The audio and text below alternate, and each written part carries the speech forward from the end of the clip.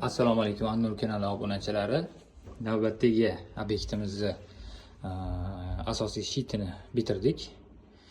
Bu yerda o'sha ayrim tushuntirish beriladigan joylari bor. Bu o'zim uchun ham qoladi. Internetda bir ikkita joylari bor. Bularni tushuntirish uchun keyin o'zimizni esda qolishi uchun video olyapti. Bu yerda o'ng tomonimizdagi birinchi avtomat generatori avtomat hisoblanadi. Chap tomondagi esa liniyaniki, shahardan kelayotgani. Bu aver.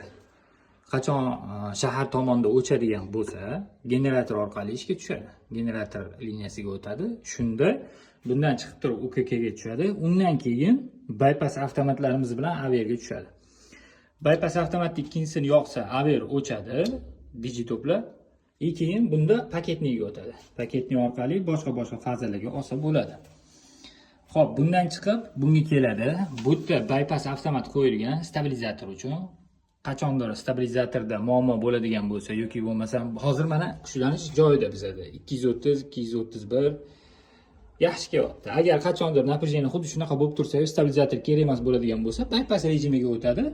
Stabilizatordan emas, shahardan keladi. Shunda yaxshi ishlayveradi.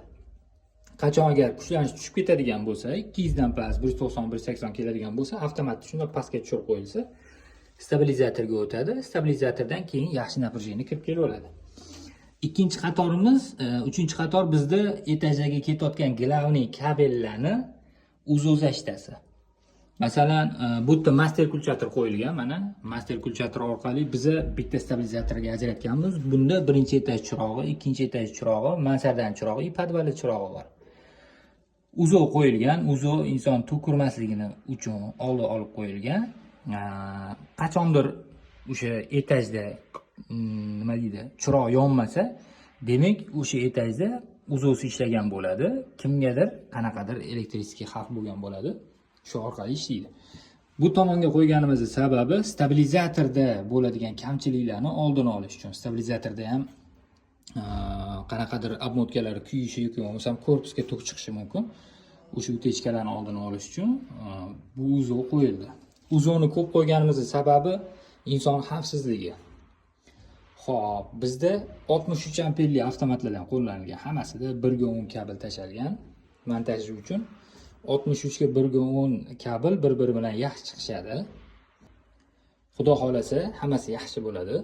Chunki rashyot yaxshi olindi, yaxshi qilindi. Chiroqlar uchun konfig qo'yilgan. Xo'p, ikkita kuller qo'yilgan. Kabel bu yoq tomondan tushib kelgan. Bu yerda slabatochkani kabellari zazimleni pastga qilingan. Xo'p, etajlarni hammasini kiradigan kabellarni alohida qilib ismlarini yozib qo'yganmiz hammasiga. Stabilizator hozir qo'yilmayapti. Qachon qo'yiladigan bo'lsa, shunga ulab qo'yiladi, bo'ldi, ish tugaydi. Birinchi etaj kabellarimizni hammasini ismini yozib qo'yganmiz. Xudo xolasa hammasi yaxshi bo'ladi.